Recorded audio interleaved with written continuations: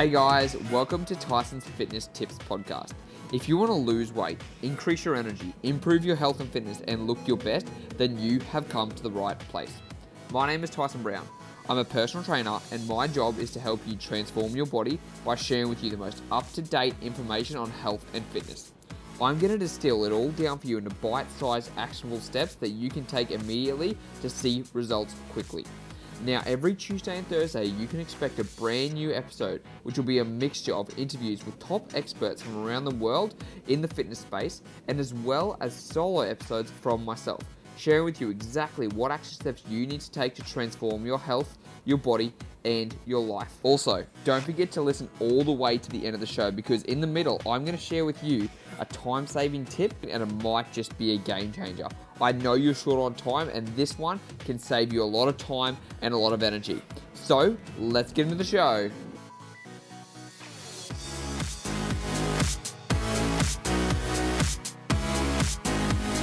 What is up, guys? It is Tyson Brown here, and you are in for another podcast of Tyson Fitness Tips.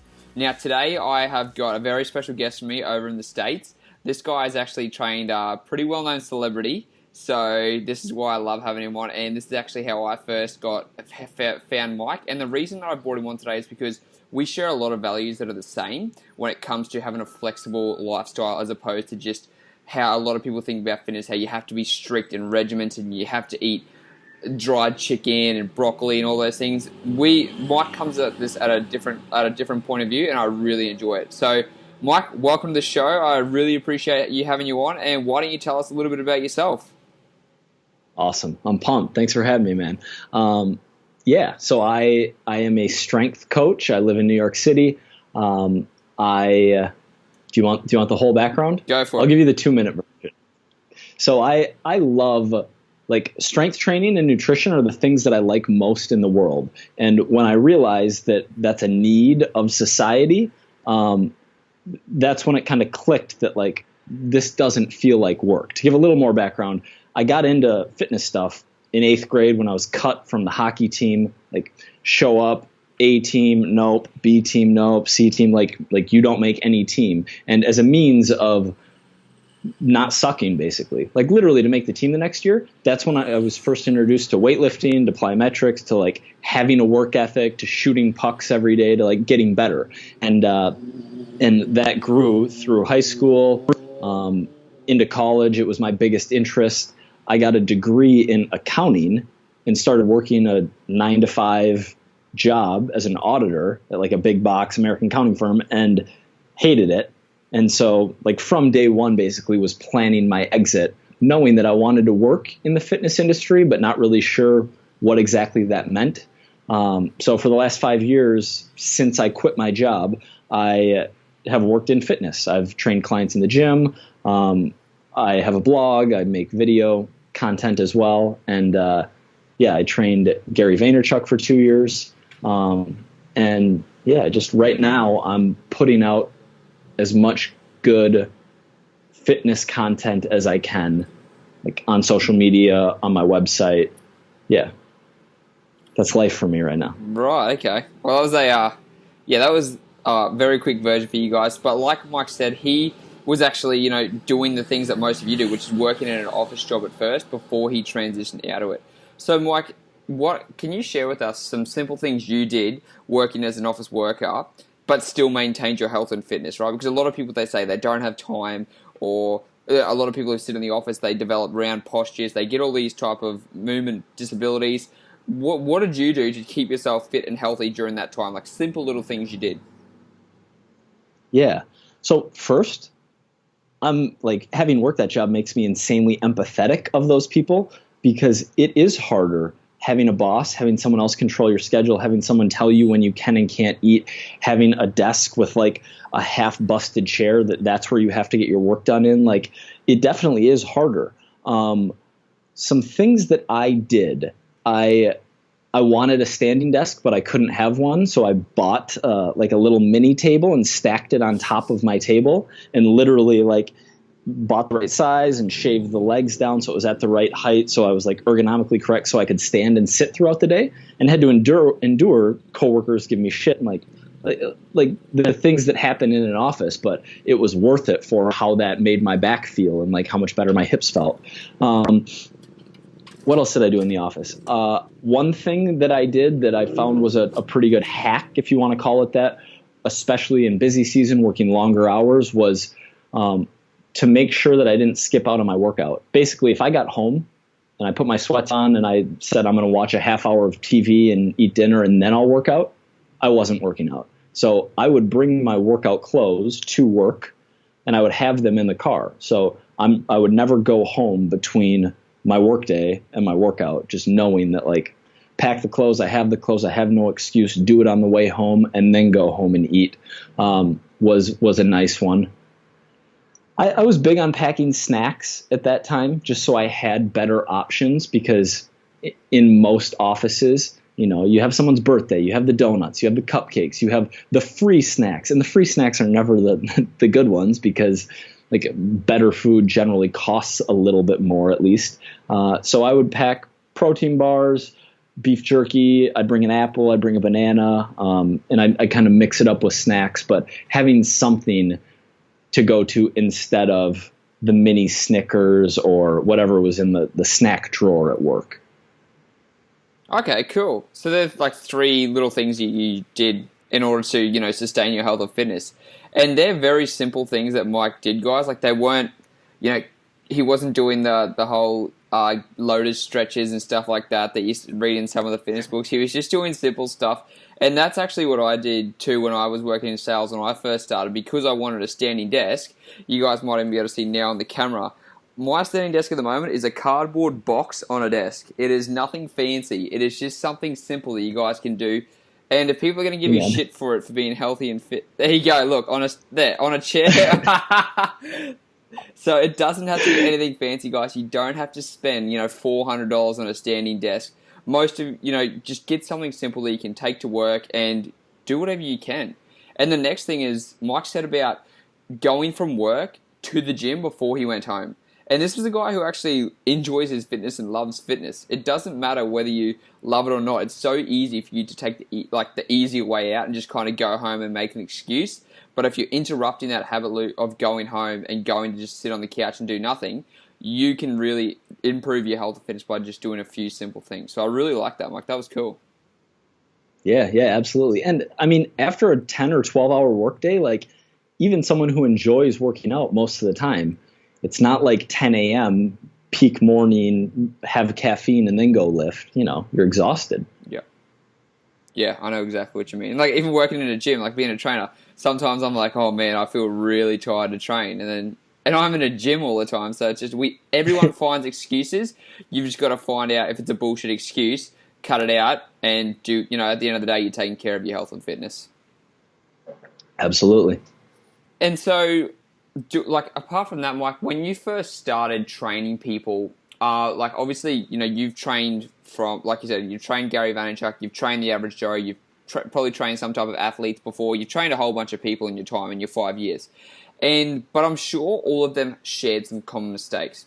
So what is let's say one common mistake people make in the gym or like with their routine fitness wise, and what's one common mistake people make with their nutrition that you've found to be, you know, the most common thing for most of your clients that have come to you?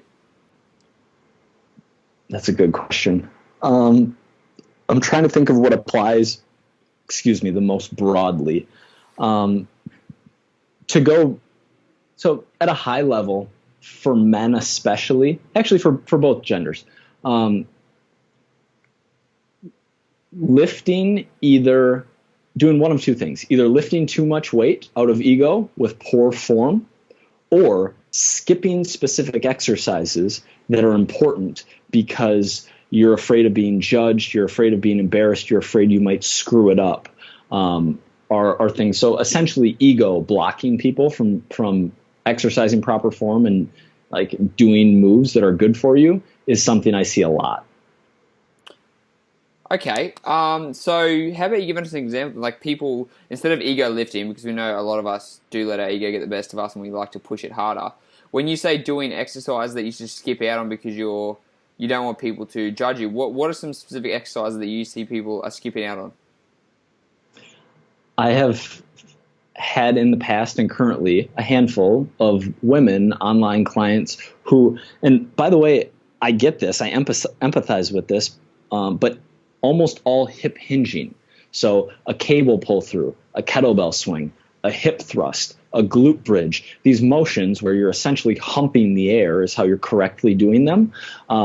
They don't want to do because, again, I get it. If they're around a big, bulky bodybuilder type dudes and they feel like they're being judged and they feel embarrassed, but skipping out on those moves, and there are alternatives. We can do a Romanian deadlift. Like we can do something else to hit these same muscle groups and these same movement patterns.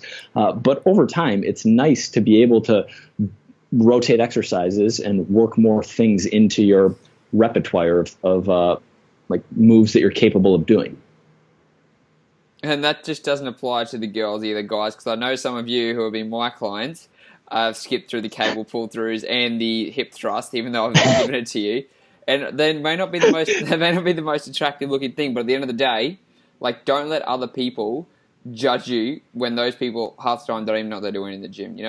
If you are, you're paying for a coach, you're paying for someone to tell you what to do, and you're not benefiting yourself if you're cutting out those movements. So always check the ego at the door, boys and girls. And so what about nutrition? So diet, do a lot of people come to you having already tried diets, or what is one thing, pretty broadly speaking, that people just seem to come to you again and again, and you're just like, oh my God, this is so many people need to understand a little bit more about nutrition? Yep.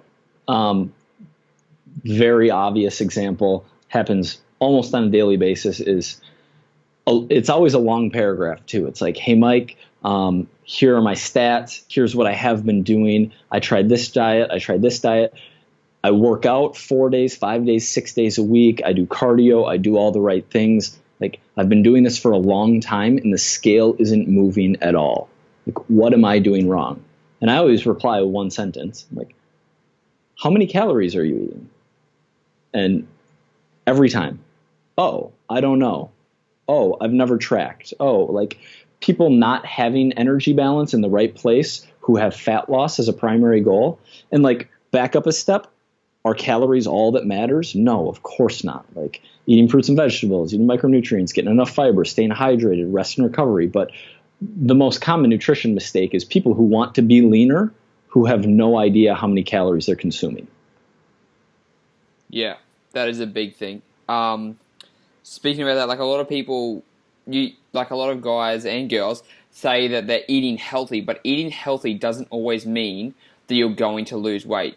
Nuts are healthy, avocados are healthy, certain whole grains are healthy, but if you're eating too much of any food, that is not going to help you toward your goals, and that's why you should be tracking it. And Mike, how do you suggest people start doing that? Do you get them to write it down in a food diary first, or do you use your app, or do you just say take some photos? How do you get people start to become more aware of what they're doing? I think track everything you eat for a set period of time. Give them an end date in mind, give them an end goal, because it is, if you're just getting started, it's tedious. It adds real time to your day, to whether you're tracking macronutrients or tracking calories of everything you're eating. But it's literally wake up and have 3 eggs and a banana and some spinach. I want you to, whether you're on my app, whether you're on MyFitnessPal, whether you're Googling things and writing them down, look up nutrition, 3 eggs. Okay, 18 protein, 15 fat, 0 carb. I'm logging those, and do that every day for 30 days. Because at the end of that, there's a steep learning curve, but at the end of that, what you're going to notice is, you talked about the nuts. Oh, I didn't realize that my afternoon snack, a handful of nuts, was as many calories as my dinner. And just there's a lot of things. How much cream and sugar goes in coffee? You realize where hidden calories are that you didn't even pick up on. Oh, I didn't realize this Gatorade I have post-workout actually has 180 calories in it. I could sub that with water pretty easily. When people start tracking, they start noticing those things. Yeah, I really like that. And guys, like Mike said, start tracking it just for the month. You don't have to do it forever, but when you get more aware of how much you're eating every day, what type of food you're eating, and then you're going to say, oh, I didn't realize it. And then because most people, you forget, like 2-3 days ago, you forgot what you ate on a Friday night, or when you went out to dinner, you were like, oh, well, I didn't realize I ate so much when I went out with friends. Like, that's another thing you might notice, that when you go out with friends on a Thursday night, you might eat more when you're with this friend versus more when you're with that friend. And when you become aware of all these little things, then you go, okay, this is why the scale's not moving. This is why I'm struggling with my weight loss. Absolutely. And like, I think a big thing also, guys, is like Mike said, is the coffee is a huge thing. People get mochaccino lattes, and they get all, and like, honestly, with some of that stuff, you could have a whole meal worth of calories and you wouldn't even realize it. So even going from a latte or, a flat white or whatever you have to ordering a coffee and then having a touch of milk in there instead, if it's still tolerable, that can save you a fair few calories, and that adds up over time. You've just got to think about these little things and where you're going, oh wow, I never realized how much I'm actually eating or drinking on a daily basis.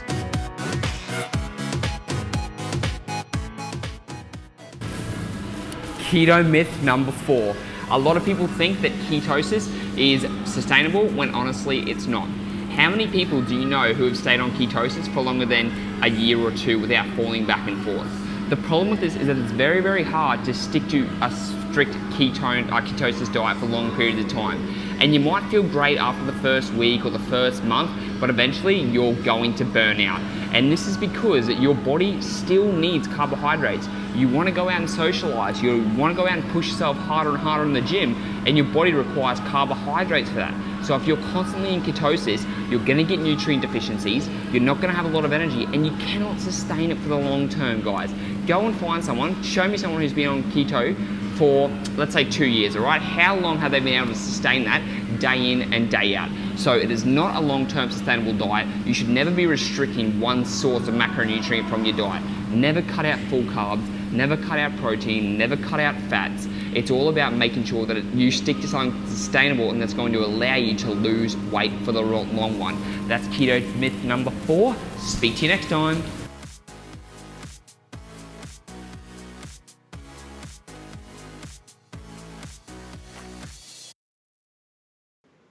%. I remember I did a YouTube video. It was around holiday time. Starbucks released their peppermint mocha and pushed it as one of their holiday drinks. And a large regular peppermint mocha with no modifications to it has the same number of calories as 4 cans of Coca-Cola.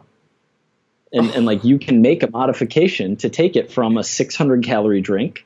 Like, you can make it with skim milk, and you can use, I know, like, artificial sweeteners, but you can go with a 0 calorie sweetener in there and go from, 600 calories to 140 calories that are primarily from protein. Yeah, exactly. It's those small changes that you guys, like, substitute, don't eliminate. You can always substitute things, Like, if you were drinking a can of Coke and you can change that for a Diet Coke or a Coke Zero, that's a lot of calories you're saving. And like Mike said, like, a lot of people argue about artificial sweeteners and things like that. But at the end of the day, if you're consuming less sugar, which is going to prevent you from becoming diabetic, I think that's going to be more beneficial in the long run from what we're looking at so far. Yeah. And guess what? We're talking based on all available research right now. If tomorrow there's a paper published that conclusively states that artificial sweeteners do XYZ bad things, well, then it's seltzer water instead of Coca-Cola. But right now, there aren't real dangers known. It's still an unknown. And at the same time, you've got to enjoy yourself, right? Like, you can't deprive yourself of everything you enjoy, and because you're trying to be healthy and fit. You can still integrate everything you enjoy. Going out for drinks with friends on the weekend, going out for dinner and enjoying food. But it's just about making the smarter choices over time. And that's kind of what I want to go into next, Mike. So what's your approach when it comes to health and nutrition? Because you've been talking about, looking at calories and looking at macronutrients. And so for people who don't know, you have more of a flexible approach to when it comes to nutrition. And people think, when it comes to most trainers, fitness enthusiasts, all we eat is vegetables and, boiled chicken and those type of things. So why don't you tell us, what are some foods that you enjoy that you can fit into your diet while still maintaining a healthy physique, and that you also share with your clients? Chipotle and ice cream. are my two favorites.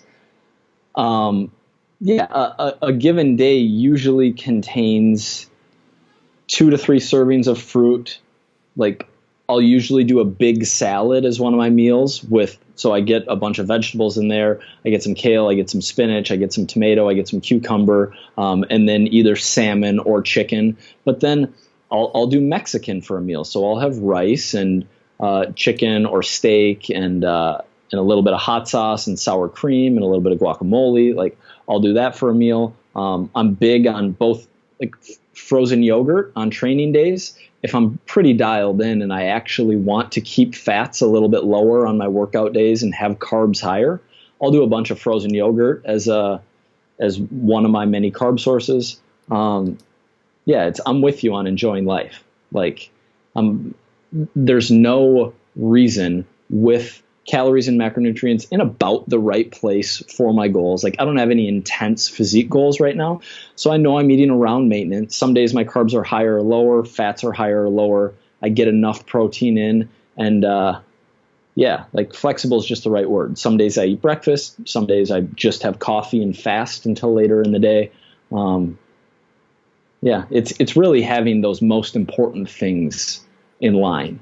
Like, eating mostly healthy foods, but as long as your calories are in about the right spot, as long as you're getting enough protein, staying hydrated, resting and recovering, like, you can work things you really enjoy into your diet as well. And that's a little treat thing every day, or whether it be like that, or you guys like to look at, going out for a dinner on a Saturday or Friday night and just reducing the amount of food a little bit every day, so it's not going to be as detrimental.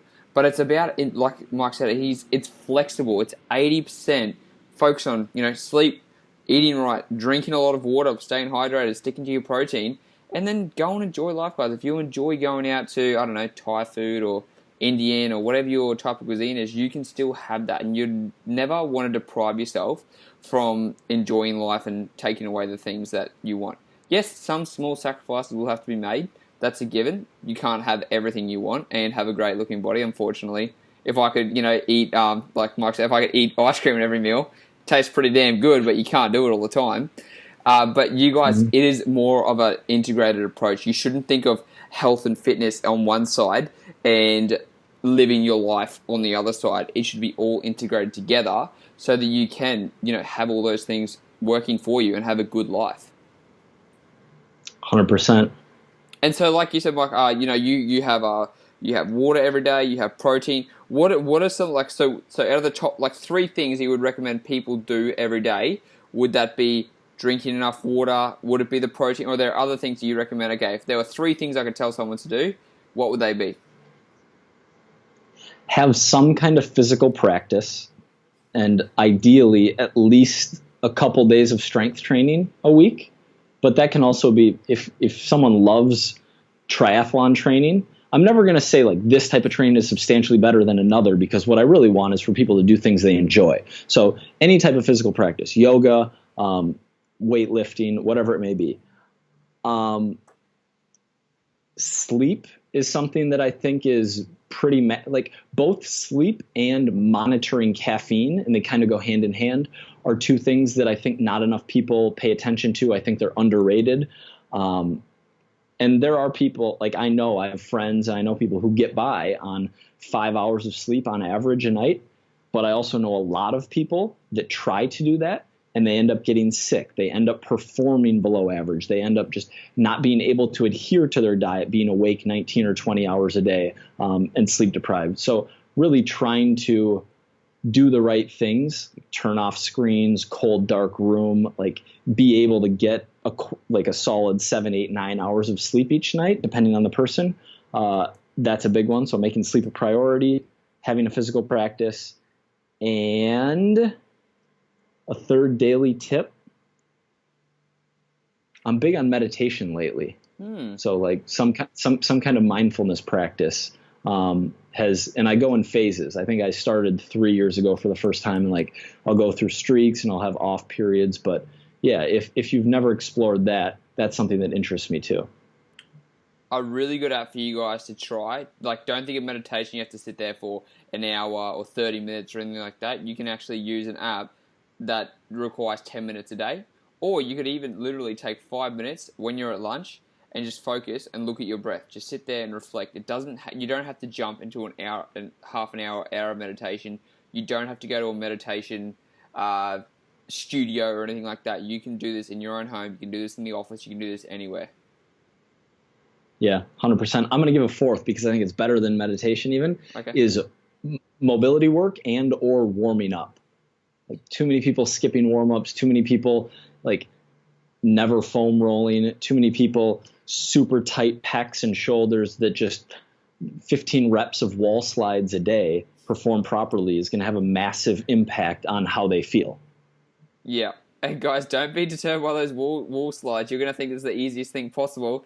So you wait till you do those 15 reps in a row. You're going to feel that burn. And if you can... Oh, I was thinking we start them on 3 sets of 5 reps, but we can let them go. I just throw my clients straight in the deep and I said, give this a try. And I feel that. I said, exactly right.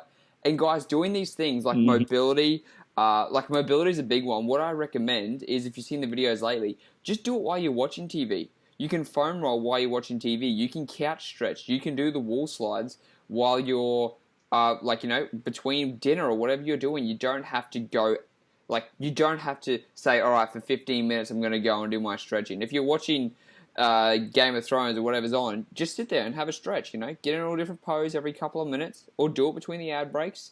Little things you can integrate into your life and make it easier. It's more, you're going to stick to it more. Even though I have a physio and I know I need to do some things for my knee, I can, just because I know fitness doesn't mean I'm going to do it every day. I've got to do it in times where you can do 2 things at once. Let's say that. Watch TV series, and I actually learned that from Mike, because when he used to foam roll, he was watching some YouTube videos and stuff like that when he was laying underneath his table, and it's a really good tip for you guys to do.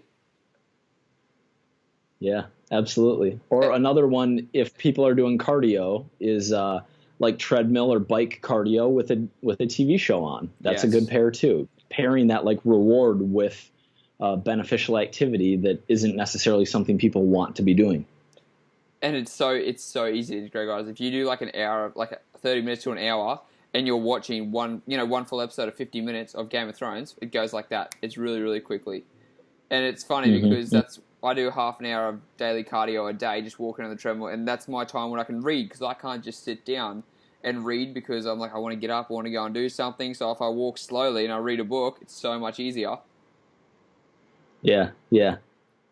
And so what about integrating mobility, Mike? How do you do it? Do you watch TV and do you do it like that? Or do you, obviously doing it before the gym too, but when you have to do little bits of mobility through the day, how do you integrate it into your life? I use it as a break from computer work. So I have a foam roller, I have a lacrosse ball, both right here. And when I've been sitting too long and when I just need to not be looking at my computer anymore, I'll go to the ground and I'll hit. I have I'll do thoracic extensions over it for my upper back. I'll foam roll my whole body, quads, IT bands, upper back. I'll go lacrosse ball, get it into my pec minor and just sit there for a little while and then switch and hit the other side. Some wall slides, some no monies, some thoracic rotation work. So just getting on all fours and literally giving it one of these. Yeah, that's, it's 20 or 25 moves, and I don't have a routine. I do what I feel like I need and what's going to feel good there. So sometimes I'll just let the lacrosse ball sink into my glute for 8 straight minutes and kind of move it around and hit different spots, and that's it for that session. But it's making my break time productive is how I usually get that session in. Okay, that's very cool. And guys, we talk about, this podcast is all about putting in actionable things you can do really, really quickly. So if we go back here and we just have a quick recap about what's been happening so far. If you're working at a desk, try and find something that you can do to help you, variation between standing and sitting. Using a cardboard box that you can pull out and, sit back at your desk and then quickly put up there is a simple thing. Interrupting your pattern of going straight home to go into the gym is very, very easy for you to do. Pack your gym clothes ahead of time. Start tracking your macronutrients, which is a big thing to see how much you're eating. Remember, it's not just about eating healthy, it's about being aware. And actually, Well, I'm saying that, Mike, you've got your app, and people don't know about it. What is your app, and like, what does it actually do? Can you give us a little bit of an explanation?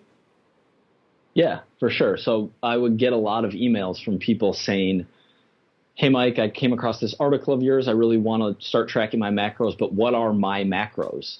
And I didn't like any of the calculators that existed on the big sites. I just found that they were a little bit lazy. They were using body weight times a number to come up with calories, which it can be a good starting point for a lot of people. But for some people, particularly if someone's very obese or just like more of an outlier with their stats, those equations don't work as well. So I talked to a developer friend of mine. It was like, how much would it cost to kind of throw together a simple app where people could plug in all of their stats, age, weight, gender, estimated body fat percentage, height, activity level, and their goal, muscle gain, fat loss, or recomposition, and it would spit out macros for them, proteins, carbs, fats, and calories, and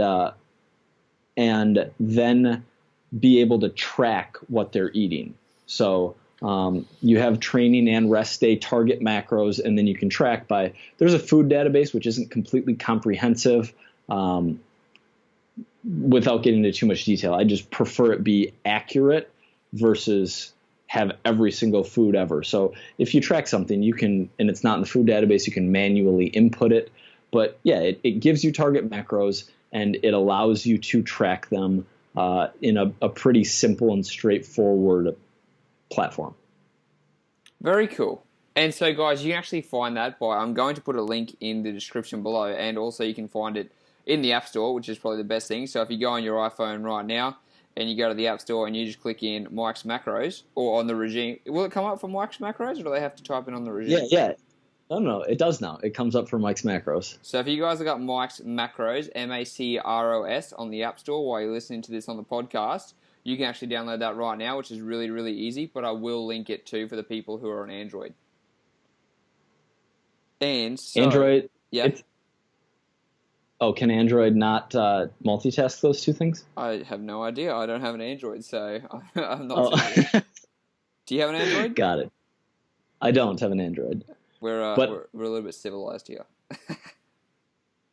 The Android update to Mike's Macros just went through 2 days ago. Oh, cool. Okay.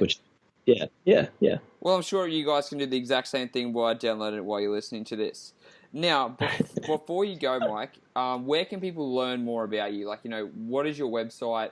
Are you active on any certain social media that you're more active than others? Like, what's the best place to find you and find out more about what you're doing?